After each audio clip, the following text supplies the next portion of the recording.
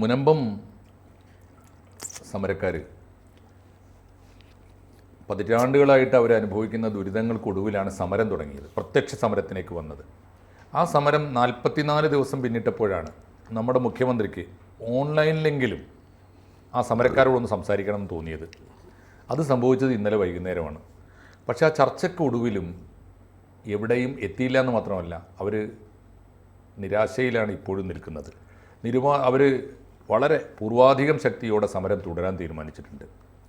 അതിൻ്റെ വിശദാംശങ്ങളൊക്കെ സാർ അറിഞ്ഞിട്ടുണ്ടാവും, ഇല്ലെങ്കിൽ നമുക്ക് സംസാരിക്കാവുന്നേ ഉള്ളൂ.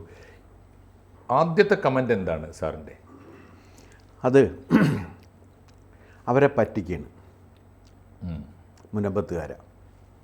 എന്തുകൊണ്ടാണെന്ന് വെച്ച് കഴിഞ്ഞാൽ ഒരു ജുഡീഷ്യൽ കമ്മീഷനാണ് അപ്പോയിൻ്റ് ചെയ്യാൻ തീരുമാനിച്ചിരിക്കുന്നത്. Justice C N Ramendran Nair. Justice C N Ramendran Nair വളരെ മിടുക്കനായ ജഡ്ജായിരുന്നു, ഹൈക്കോടതിയിൽ ആക്ടിംഗ് ചീഫ് ജസ്റ്റിസ് ആയിരുന്നു. വളരെ മിടുക്കനാണ്, വളരെ ഗംഭീരമായ ജഡ്ജ്മെൻറ്റ്സ് നടത്തിയിട്ടുള്ള ഒരാളാണ്. ഇതൊക്കെയാണ് അദ്ദേഹത്തെ പോലുള്ള ഒരാൾക്ക് ഈ കാര്യത്തിൽ ഒന്നും ചെയ്യാനില്ല. അതാണ് പ്രശ്നം.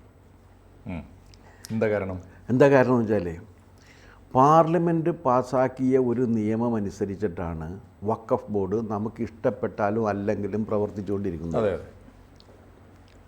ആ പാർലമെൻറ്റ് പാസ്സാക്കിയ നിയമം മാറ്റാനായിട്ട് ഒരു ജുഡീഷ്യൽ കമ്മീഷൻ അധികാരമില്ല. അപ്പോൾ ഒരു പ്രയോജനമില്ലാത്തൊരു പ്രയോജനമില്ലാത്തൊരു കമ്മീഷനാണ് ഈ വരാൻ പോകുന്നത്. പക്ഷേ സമരസമിതിയെ പേടിപ്പിക്കുന്നത് 2-3 കാര്യങ്ങളാണ്. ഒന്ന്, മറ്റൊരു ജുഡീഷ്യൽ കമ്മീഷനാണ് അവർക്ക് ഇന്ന് ഈ കാണുന്ന ദുരിതങ്ങളൊക്കെ ഉണ്ടാക്കി വെച്ചതെന്ന് അവർ വിശ്വസിക്കുന്നു, justice M A Nisar committee. 2, justice Ramendran Nair, അദ്ദേഹം വ്യക്തിപരമായി സാറിന് അറിയുമായിരിക്കും, വളരെ നല്ല സത്യസന്ധനായിരിക്കും. പക്ഷേ അദ്ദേഹത്തിൻ്റെ പ്രത്യക്ഷമായ ചില ഇടപെടലുകൾ, ഇത് അന്വേഷണ കമ്മീഷനായി അദ്ദേഹത്തെ നിയമിച്ചിരിക്കുന്നു എന്ന പത്രവാർത്ത വന്ന ഉടനെ തീർച്ചയായിട്ടും അദ്ദേഹത്തിന് അപ്പോയിൻമെൻറ്റ് ഓർഡർ കൊടുക്കാൻ, ഗവൺമെൻറ് ജിഒ ഇറങ്ങാൻ, പിന്നീട് ടേംസ് ഓഫ് റെഫറൻസ് തീരുമാനിക്കാനൊക്കെ ഒരുപാട് സമയമെടുക്കും. അതിനു മുമ്പ് തന്നെ ഇദ്ദേഹം പ്രതികരിക്കാനും മാധ്യമങ്ങളിൽ ഇടപെടാനും തുടങ്ങി. അദ്ദേഹത്തിൻ്റെ 2 സ്റ്റേറ്റ്മെൻറ്റ്സാണ് ഇവരെ ഇപ്പോൾ പ്രകോപിപ്പിച്ചിരിക്കുന്നത്. അതിലൊന്ന്, 3 മാസം എന്ന് സമയമൊക്കെ പറയുന്ന ഒരു ചടങ്ങാണ് മക്കളെ, അത് 3 മാസം ആകുമ്പോൾ ഞങ്ങൾ നീട്ടി ചോദിക്കും, അതങ്ങനെ തീരുന്നത് വരെ നീട്ടി കൊണ്ടുപോകും. അതാണ് സത്യമാണ്, അങ്ങനെ പറയുന്നത്. അത് വസ്തുതയാണ്. ഒന്ന്, ഇത് ഞാൻ ചോദിക്കട്ടെ, അതാണ് സി എൻ രാമേന്ദ്രൻ നായർ. അത്ര സ്ട്രൈറ്റ് ആണല്ലേ? വളരെ സ്ട്രൈറ്റ് ഫോർവേഡാണ്. അതുകൊണ്ട് എന്താ ഉണ്ടായത് വെച്ചാൽ അവർക്ക് മനസ്സിലായി ഇത് നീട്ടിക്കൊണ്ടുപോകാനുള്ള സാറ് പറഞ്ഞ പോലെ തട്ടിപ്പാണിത് എന്ന് വന്നു.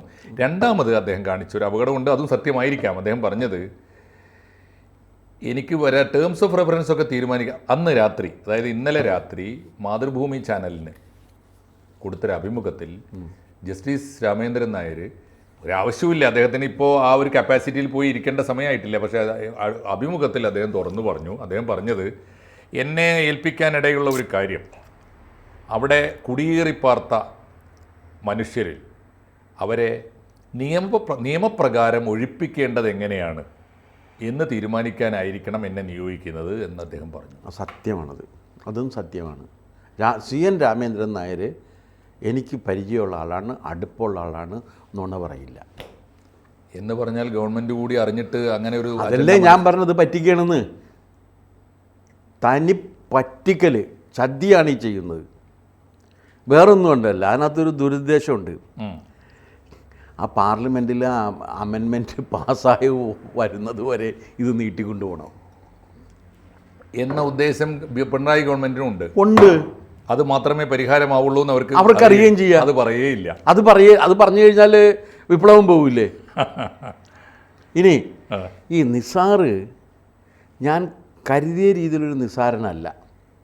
അല്ലല്ല, നല്ല കമ്മീഷൻ റിപ്പോർട്ടാണ് സാറേ ഞാൻ കണ്ടിട്ടുണ്ട്. നിസാറ് അതിനകത്ത് കഴിഞ്ഞ ദിവസം ഇത് ഇന്ത്യൻ എക്സ്പ്രസ്സിലെ മറ്റൊരു ഇൻ്റർവ്യൂ കൊടുത്തപ്പോൾ പുള്ളി പറഞ്ഞു, ഇത് വഖഫ് ആക്ട് 91 അനുസരിച്ചിട്ട് ഈ പ്രശ്നം പരിഹരിക്കാവുന്നതേ ഉള്ളൂ. 91 സെക്ഷൻ 91 അനുസരിച്ചിട്ട് ഇത് പരിഹരിക്കാവുന്നതേ ഉള്ളൂ എന്ന് ഇയാൾ പറഞ്ഞു. അപ്പം ഞാൻ ഈ വഖഫ് ആക്ട് സാമാന്യം ഭംഗിയായിട്ട് വായിച്ചിട്ടുണ്ട്. അപ്പോൾ ഞാൻ വീണ്ടും 91 എടുത്തു നോക്കി. ഈ 91 എന്താ പറഞ്ഞതെന്നറിയാമോ? 1864 ഉണ്ടാക്കിയ ബ്രിട്ടീഷ് ആക്ട്. ബ്രിട്ടീഷ് ആക്റ്റാണ്. എന്ത്? ലാൻഡ് അക്വിസിഷൻ ആക്റ്റാണ്. പൊതു ആവശ്യങ്ങൾക്ക് വേണ്ടി ഗവൺമെൻറ് ഭൂമി അക്വയർ ചെയ്യുന്നതിന് വേണ്ടി ഉണ്ടാക്കിയ നിയമമാണ്. ആ നിയമപ്രകാരം ഭൂമി അക്വയർ ചെയ്യുമ്പോൾ എന്തെല്ലാം നടപടികൾ സ്വീകരിക്കണം എന്നാണ് അതിൽ പറയുന്നത്. അതിൽ വഖഫ് ഭൂമി അക്വയർ ചെയ്യുന്ന സമയത്ത് നിങ്ങൾ എന്തെല്ലാം നടപടി സ്വീകരിക്കണം? ഒന്ന്, നിങ്ങൾ കളക്ടറോട് പറയുന്നത്, കളക്ടറാണല്ലോ ലാൻഡ് അക്വിസിഷൻ അതോറിറ്റി, എവിടെയായാലും കളക്ടറാണ്. കളക്ടർ അവർക്ക് നോട്ടീസ് കൊടുക്കണം, അവർക്ക് പറയാനുള്ള കാര്യങ്ങൾ കേൾക്കണം, അവരുടെ ഒബ്ജക്ഷൻ റെക്കോർഡ് ചെയ്യണം, അത് കഴിഞ്ഞതിന് ശേഷം അത് പരിശോധിക്കണം. ഈ പീരീഡിൽ സകല നടപടിക്രമങ്ങളും നിർത്തിവെക്കണം എന്ന് പറഞ്ഞാലും വഖഫ് ബോർഡിൻ്റേതാണ്, വഖഫിൻ്റേതാണെങ്കിലും. ഇനി അത് കഴിഞ്ഞിട്ട് അതിനകത്ത് വേറൊരു കാര്യം പറയുന്നുണ്ട്. ഏത് സന്ദർഭത്തിലും വിശ്വാസയോഗ്യമായ യുക്തി അനുസരിച്ച് ഇത് വഖഫിൻ്റേതാണെന്ന് ഇവർക്ക് തോന്നിക്കഴിഞ്ഞാൽ വഖഫ് ബോർഡിന് ഇടപെടാം. ഇതാണ് 91 പറയുന്നത്. ഇനി ഏത് സ്റ്റേജിലും. അപ്പോൾ ഈ സെക്ഷൻ 91 91 അനുസരിച്ചിട്ട് ഈ പ്രശ്നം പരിഹരിക്കാമെന്ന് നിസാർ പറഞ്ഞതിലാണ് നിസാറിൻ്റെ കുടിലത മുഴുവനുള്ളത്. എന്താ കാര്യം എന്നറിയാമോ? എന്ത് ചെയ്യണം? ഭൂമി അക്വയർ ചെയ്യണം. ആരുടെ ഭൂമി? വഖഫിൻ്റെ ഭൂമി. വഖഫിൻ്റെ ഭൂമി അക്വയർ ചെയ്യുമ്പോൾ എന്ത് ചെയ്യണം?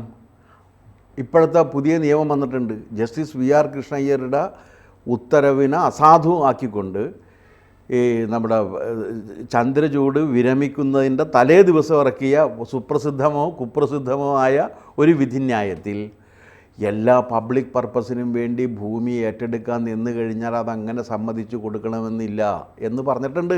അങ്ങനെ ഒരു ക്ലോസും ഉണ്ട്. പിന്നെ ഭൂമി ഏറ്റെടുക്കുമ്പോൾ ഏത് വില കൊടുക്കണം? പൊന്നും വിലയല്ല, പ്രസൻറ്റ് മാർക്കറ്റ് വാല്യൂ. അല്ലാതെ ഭൂമി ഏറ്റെടുക്കാൻ പറ്റില്ല. അതല്ല ഇപ്പോൾ ഈ ഇതിനൊക്കെ ഏറ്റെടുക്കുന്നില്ലേ? ഏതിന്? നാഷണൽ ഹൈവേക്ക് ഇവിടെ ഏറ്റെടുക്കുന്ന സമയത്ത് 50 ലക്ഷം 60 ലക്ഷമൊക്കെ കൊടുക്കണ പെർ സെൻറ്റിന്. നമ്മുടെ ഹൈവേയുടെ സൈഡിലുള്ള ഭൂമിയുടെ വില അതിലും കൂടിയ തോതില്ല. 70 കൂടെ കൊടുത്താൽ എനിക്ക് നേരിട്ടറിയാം. അപ്പോൾ അങ്ങനെ പണം കൊടുത്തിട്ട് ഈ ഭൂമി വാങ്ങിക്കണം. ഒന്നാമത്തെ കേസ് അതാണ് അക്വിസിഷൻ ആക്ട്. അങ്ങനെ അക്വയർ ചെയ്യുമ്പോൾ എന്താണ് ചെയ്യേണ്ടത്? ഇവർ മുനമ്പൻകാർ പണം കൊടുത്ത് വാങ്ങിച്ച ഭൂമി ഒരു വഖഫ് അവിടെ നിന്നുകൊണ്ട് അത് വഖഫിൻ്റേതാണെന്ന് പറഞ്ഞിട്ട് 91 പ്രകാരം അക്വയർ ചെയ്തിട്ട് ആർക്കാണ് പണം കൊടുക്കുന്നത്? വഖഫ് ബോർഡിന് പണം കൊടുക്കുകയാണ്. എന്നിട്ട് ഈ ഭൂമി അതിനുള്ള പ്രൊവിഷനാണ് ഇപ്പോൾ നിസാർ കമ്മിറ്റി ഉണ്ടാക്കി വെച്ചത്. അല്ല, നിസാർ പറഞ്ഞത്, കമ്മിറ്റിയല്ല, നിസാർ പറഞ്ഞത്. നിസാറിൻ്റെ ഇൻ്റർവ്യൂവിൽ പറഞ്ഞത്. അപ്പോൾ അതിലെന്താ ഇനി രണ്ടാമത് വരുന്നത് എന്താണെന്നറിയാമോ? ഇപ്പോൾ എനിക്ക് 20 സെൻറ്റ് ഭൂമിയുണ്ട്. അവിടെ ഇപ്പോൾ എന്തായാലും ശരിയാണ്, ഒരു 10 ലക്ഷത്തിൽ കുറയില്ല വില. കാരണം കടലോരം ഇതിൻ്റെയൊക്കെ പ്രശ്നത്തിൽ കൂടുതലാണല്ലോ. അപ്പോൾ 20 സെൻറ്റ് 2 കോടിയല്ലേ വരിക? 2 കോടി. ഈ 2 കോടിക്ക് ഇത് ഗവൺമെൻറ് എടുത്തിട്ട് അതെനിക്ക് സൗജന്യമായിട്ട് തരണം. നടക്കുന്ന കാര്യമല്ല. ഗവൺമെൻറ് കൊടുക്കുകയാണെങ്കിൽ എന്താ കൊടുക്കാൻ പോകുന്നത്? 3 സെൻറ്റോ 5 സെൻറ്റോ കൊടുക്കും വീട് വെക്കാനായിട്ട്. അതിൽ കവിഞ്ഞ് കൊടുക്കുക എന്ന് പറഞ്ഞാൽ ഇവർ പണം കൊടുത്ത് വാങ്ങിച്ച ഭൂമി വഖഫ് ഏറ്റെടുത്തപ്പോൾ, വഖഫിൻ്റേതാക്കി വഖഫ് കയ്യേറിയപ്പോൾ, ആ വഖഫ് കയ്യേറിയ ഭൂമിക്ക് ഗവൺമെൻറ് പണം കൊടുത്തുകൊണ്ട് വഖഫിന് ആ പണം കൊടുക്കുകയും ഇവരെ പെരുവഴിയിലാക്കുകയും ചെയ്യാമെന്നാണ് നിസാർ പറഞ്ഞതിൻ്റെ അർത്ഥം. അങ്ങനെ ഒരു ഗൂഢമായ നിസാർ അത് ഈ വെറുതെ ഇത്രയും കാലം മിണ്ടാതിരുന്ന നിസാർ വെറുതെ പറഞ്ഞതല്ല. അത് ഉള്ളിൽ നേരത്തെ മറ്റാരോ പറഞ്ഞത് കേട്ട് അതിൻ്റെ അടിസ്ഥാനത്തിൽ ഗവൺമെൻറ്റിൻ്റെ താല്പര്യവും അതിൻ്റെ പിന്നിലുണ്ടാകാൻ ഇടയുണ്ട്. കൂട്ടത്തിലൊരു കാര്യം കൂടി സർ, വഖഫ് ബോർഡ് ചെയർമാനായിരുന്ന പാണക്കാട് സയ്യിദ് റഷീദ് അലി ശിഹാബ് തങ്ങൾ പറഞ്ഞത് അദ്ദേഹത്തിൻ്റെ കാലത്താണ് ഇതിലെ സുപ്രധാനമായ തീരുമാനം വഖഫിൻ്റെ ആണെന്ന് ഡിക്ലെയർ ചെയ്യുന്നത്. അപ്പോൾ ഇദ്ദേഹം പറയുന്നത് ഞാനല്ല, എനിക്ക് ശേഷം വന്ന T K Hamza. T K Hamza അല്ല. പാണക്കാട് തങ്ങന്മാരാണ് അവരങ്ങനെ. ഇത് അല്ല ഈ പാണക്കാട് തങ്ങന്മാരും നുണ പറയുമെന്ന് എനിക്കറിയില്ല. പക്ഷേ ഈ റഷീദ് അലി തങ്ങൾ പറഞ്ഞിരിക്കുന്നത് നുണയാണ്. പാണക്കാട് തങ്ങളെക്കുറിച്ച് എന്ത് പറഞ്ഞാലും മുഖ്യമന്ത്രിയാണെങ്കിൽ പോലും പൊറുക്കാത്തൊരു കാലമാണേ. അല്ല, അതുകൊണ്ട് കാര്യമില്ല. നുണ പറഞ്ഞ് ഒട്ടേറെ അറിവുള്ള പട്ടേരി പറഞ്ഞാലും പട്ടാങ്കമൊത്തില്ല തെറ്റെന്നേ കരുതാവൂ. പറഞ്ഞത് പാണക്കാട് തങ്ങളായതുകൊണ്ട് നുണയാകല്ലാതായിട്ട് മാറില്ലല്ലോ. ടി കെ ഹംസ അതിന് ശേഷമാണ് വരുന്നത്. റഷീദ് അലി തങ്ങളുടെ കാലത്താണ് ഇത് നടന്നത്. റഷീദ് അലി തങ്ങളുടെ കാലത്ത് നടക്കാനും ഒരു കാരണമുണ്ട്. ആ കാരണം എന്താണെന്ന് വെച്ച് കഴിഞ്ഞാൽ വളരെ വ്യക്തമായിട്ട് നിസാർ കമ്മിറ്റിയുടെ റിപ്പോർട്ട് വന്നിട്ട് നിസാർ കമ്മിറ്റി അതിനകത്ത് പറഞ്ഞിരിക്കുന്നത് എന്താണെന്ന് വെച്ച് കഴിഞ്ഞാൽ ഇത് വഖഫിൻ്റേതാണോ അല്ലയോ എന്ന് തീരുമാനിക്കാൻ എനിക്ക് അധികാരമില്ല. അത് വഖഫ് ബോർഡിനാണ്. വഖഫ് ബോർഡിനോട് തീരുമാനിക്കാൻ പറയണേ ചെയ്ത്. അവർ തീരുമാനിക്കുകയാണ് ചെയ്തത്. അല്ലാതെ നിസാർ അതിനകത്ത് ഇത് വഖഫിൻ്റെ ഭൂമിയാണെന്ന് ഡിക്ലെയർ ചെയ്തിട്ടില്ല. വഖഫ് ബോർഡിന് എന്തൊക്കെ പറഞ്ഞാലും രക്ഷപ്പെടാനാവില്ല. നിസാറിനെ ചൂണ്ടിക്കാണിച്ചിട്ട് വഖഫ് ബോർഡിന് ഇല്ല. അത് ഈ തങ്ങൾ അതിനകത്ത് പറഞ്ഞത് അതും കളവാണ്. കാരണം നിസാർ പറഞ്ഞത് നിങ്ങൾ വഖഫ് ബോർഡ് തീരുമാനിച്ചു എന്നാണ് പറഞ്ഞത്. വഖഫ് ബോർഡ് തീരുമാനിച്ചു എന്ന് പറഞ്ഞപ്പോൾ വഖഫ് ബോർഡിൻ്റേതാണ് എന്ന് പറഞ്ഞ് ഡിസിഷൻ എടുക്കുന്ന ബോർഡിൽ ചെയർ ചെയ്തത് ഇദ്ദേഹമാണ്. അതിൽ നിന്ന് അദ്ദേഹം ഉത്തരവാദിത്തത്തിന് ഒഴിഞ്ഞു മാറാൻ അത് കഴിഞ്ഞതിന് ശേഷമാണ് ടി കെ ഹംസ വന്നത്, അവിടെ വരുന്നത്. എല്ലാവരും ചേർന്ന് മുനമ്പത്തുകാരെ പറ്റിക്കുന്നു എന്ന പ്രസ്താവന സാർ ആവർത്തിക്കുന്നു. ഞാൻ ആവർത്തിക്കുകയാണ്. എന്താ കാര്യം എന്നറിയാമോ? ഇത് പരിഹാരം എന്ന് പറഞ്ഞാൽ നിയമം പരിഷ്കരിക്കുക എന്നല്ലാണ്ട് വേറെ മാർഗമില്ല. അതാരും പറയുന്നു. പിന്നെ വേറൊരു കാര്യമുണ്ട്. ഈ ഏതോ ഒരു കേസിൽ കേരള ഹൈക്കോടതി പറഞ്ഞൊരു കാര്യം, ഭൂമി കൈകാര്യം തുടങ്ങിയിട്ടുള്ള കാര്യങ്ങളൊന്നും മതപരമായ നിയമം വെച്ച് കൈകാര്യം ചെയ്യേണ്ട ഒരു ക്രിസ്ത്യൻ പ്രോപ്പർട്ടിയുടെ ഡിസ്പ്യൂട്ടിലാണ്. അതിന് ഈ രാജ്യത്ത് പൊതുനിയമമുണ്ട്, അത് വെച്ച് കൈകാര്യം ചെയ്താൽ മതിയെന്ന് കേരള ഹൈക്കോടതിയുടെ ഒരു നിരീക്ഷണമുണ്ട് ഇതിൽ. ഏതാണ് കേസെന്ന് ഞാനിപ്പോൾ ഓർക്കുന്നില്ല. അപ്പോൾ അതുകൊണ്ട് ഇത് വെറും ഭൂമി പ്രശ്നമല്ലേ? ആ ഭൂമി പ്രശ്നം പരിഹരിക്കേണ്ടത് നിയമത്തിൽ അമെൻമെൻറ്റ് വരുത്തിയിട്ടാണ്. മുനമ്പത്തെ സമരം തുടരുകയാണ് സർ. സമരസമിതി ആവശ്യപ്പെടുന്നത് അൺടിൽ ആൻഡ് അൺലെസ് വഖഫ് ബോർഡിൻ്റെ അസറ്റ് ലിസ്റ്റിൽ നിന്ന് ഇത് നീക്കം ചെയ്യണം. ഭൂമി നീക്കം ചെയ്യാത്ത കാലത്തോളം ഞങ്ങൾ സമരം തുടരുന്ന. പക്ഷെ അതിനകത്തൊരു പ്രശ്നമുണ്ട്. ഒരിക്കൽ വഖഫ് ആയി കഴിഞ്ഞാൽ എല്ലാ എക്കാലത്തേക്കും അല്ല, അൺവഖഫ് ആക്കാനുള്ള അധികാരം ആർക്കാണ്? നിലവിലുള്ള നിയമം അനുസരിച്ച് ആർക്കും അധികാരമില്ല. ഇത് മറച്ചു വെക്കുകയാണ് ഇവർ. അതപ്പോൾ സമരസമിതിക്കും തെറ്റുപറ്റുന്നു എന്നാണോ? അല്ല, സമരസമിതിക്ക് കിട്ടണം. അവർക്ക് നിങ്ങൾ എങ്ങനെ വേണമെങ്കിലും ആക്കിക്കോ എന്നാ പറയണത്. നിയമം മാറ്റണമെങ്കിൽ നിയമം മാറ്റിക്കോ, ഞങ്ങൾ കാശ് കൊടുത്ത് വാങ്ങിച്ച ഭൂമിയല്ലേ. പക്ഷേ ഡിമാൻഡ് ഇതാണ് വളരെ കൃത്യമായി. പക്ഷേ അതിനകത്ത് വേറൊരു പ്രശ്നവും കൂടി വരും. അതെന്താണെന്ന് വെച്ച് കഴിഞ്ഞാൽ 902 പാട്ടത്തിന് സിദ്ദിഖ് സേട്ടിന് പാട്ടത്തിന് കൊടുത്തിരിക്കുന്ന സത്താർ സേട്ടിന് പാട്ടത്തിന് കൊടുത്തിരിക്കുന്ന ഭൂമി ഇവിടെ ഉടമസ്ഥനായിട്ടുണ്ടോ സത്താർ സേട്ടെന്നൊരു ചോദ്യമുണ്ട്. അതിനൊരു ഉത്തരം കിട്ടണം. അല്ല, അതിന് ഉടമസ്ഥനായിട്ട് സിദ്ദിഖ് സേട്ട് ഉടമസ്ഥനായിട്ടുണ്ടോന്ന്? അല്ല, സത്താർ സേട്ട് ഉടമസ്ഥനായെങ്കിൽ സിദ്ദിഖ് സേട്ടിന് ഉടമസ്ഥനാകാൻ പറ്റുള്ളൂ. 48-ൽ ദാനാധാരമായി രാജാവ് സ്വാതന്ത്ര്യാനന്തരം കൊടുത്തു എന്ന് വാർത്തകൾ കാണുന്നുണ്ട്. പക്ഷേ അതിൻ്റെ ഈ ആധാരം എവിടെയെങ്കിലും കണ്ടിട്ടുണ്ടോ? ഇല്ല, ഞാൻ കണ്ടിട്ടില്ല. അവിടെയാണ് പ്രശ്നം. ആണല്ലേ? ആരും കണ്ടിട്ടില്ലേ സർ? ഇല്ല അല്ലേ? ഓക്കെ. അത്തരം സങ്കീർണമായ പ്രശ്നങ്ങൾക്കിടയിലും മുനമ്പം സമരം തുടരുകയാണ്. സമരം ഇത് പരിഹരിക്കപ്പെടാൻ ഒറ്റ കാര്യമുള്ളൂ, ആ ആക്ട് അമെൻമെൻറ്റ് നടത്തണം. അതിന് വരെ അതിപ്പോൾ പാർലമെന്റിൽ സമ്മേളനത്തിൽ വരും പാസ്സായി വരും. തീർച്ചയായിട്ടും അത് പിന്നെ റൂളായിട്ട് വരണം. കാലം എത്ര എടുക്കും സർ? അല്ല, പക്ഷേ ആക്ട് അമെൻമെൻറ്റ് നടത്തി കഴിഞ്ഞാലേ പിന്നെ ഇതിനകത്ത് ഇവർക്കൊന്നും ചെയ്യാൻ പറ്റില്ലല്ലോ. അതെ, എങ്കിൽ പോലും അതുവരെ അത് പക്ഷേ അത് ആക്ട് അമെൻമെൻറ്റ് നടത്തി റൂള് വന്ന് ഇവിടെ വന്ന് ഇതൊക്കെ വരുമ്പോഴേക്കും സമയം എടുക്കും. പക്ഷേ ഭൂമി രക്ഷപ്പെട്ട് കിട്ടും. പക്ഷേ ഏറ്റവും ചുരുങ്ങിയത് ഇപ്പോൾ ഈ സമ്മേളനത്തിൽ ആ ബില്ല് ഷെഡ്യൂൾ ചെയ്യപ്പെട്ടിരിക്കുന്നു എന്ന പ്രതീക്ഷയും ഒപ്പം ഗവൺമെൻറ് ജുഡീഷ്യൽ കമ്മീഷൻ വന്നിരിക്കുന്നു. എന്തായാലും ഗവൺമെൻറ് ജുഡീഷ്യൽ കമ്മീഷൻ ഒന്നും ചെയ്യാനില്ല. വഖഫിൻ്റെ പുറത്ത് ജുഡീഷ്യൽ കമ്മീഷൻ എവിടെയാണ് അധികാരമുള്ളത്? എങ്കിലും ഒരു നിശ്ചിത കാലാവധിക്കുള്ളിൽ തീരുമെന്ന പ്രതീക്ഷയുള്ള. ഇല്ല, അത് പറ്റില്ല. ഇവർ തീർത്തില്ലെങ്കിൽ കേന്ദ്രത്തിന് നിയമം വരുമ്പോൾ തീരുമല്ലേ സാർ? കേന്ദ്രത്തിൻ്റെ നിയമം വന്നു കഴിഞ്ഞാൽ ഇപ്പോൾ ഈ വർഷകാല സമ്മേളനത്തിൽ നിയമം സമ്മേളനം അവസാനിക്കുന്നതിന് മുമ്പ് നിയമം പാസ്സാകും. അതിലൊന്നും ഒരു തർക്കവും വിചാരിക്കേണ്ട. പിന്നെ അത് ഉറപ്പായിട്ട് പറയുന്നത് നിയമം പാസ്സാകും. ഇന്നലെയും പറഞ്ഞിട്ടുണ്ട്,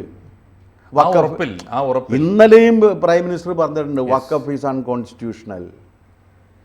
ആ ഉറപ്പിൽ പ്രതീക്ഷ അർപ്പിച്ചിട്ടേ അവർക്ക് അതേ പറ്റുള്ളൂ. പക്ഷേ സമരം നിർത്താതെ പോവുകയാണ്. സമരം അവർ സമരം ചെയ്യേണ്ടി വരും. കാരണം അതിനകത്ത് അത് വന്ന് ആ നിയമം പാസ്സായി വരുന്നത് വരെയെങ്കിലും അവർ സമരം ചെയ്യേണ്ടി വരും. അനിശ്ചിതമാണ് തൽക്കാലം. തൽക്കാലം എങ്കിലും വേറെ അനിശ്ചിതമാണ്. നിവൃത്തിയില്ല. വേറെ നിവൃത്തിയില്ല. കാരണം മറ്റത് രാമേന്ദ്രൻ നായരെ കുറ്റം പറയണ്ട കേട്ടാ. യെസ്, മനസ്സിലായി. രാമേന്ദ്രൻ നായർ എന്തായാലും ഒരു അന്തിമമായൊരു പരിഹാരം ഉണ്ടാകുന്നത് വരെ എന്തായാലും സമരത്തിനിറങ്ങി അവർ സമരം തുടരട്ടെ എന്നാണ് സാറും. അവർക്ക് എല്ലാ വിജയങ്ങളും ആശംസിക്കുകയാണ്. നന്ദി സാർ. ഓക്കെ. കൂടുതൽ വാർത്തകളും വിശേഷങ്ങളും നിങ്ങളിലേക്ക് എത്താൻ ABC മലയാളം സബ്സ്ക്രൈബ് ചെയ്യുക, ബെൽ ബട്ടണും അമർത്തുക.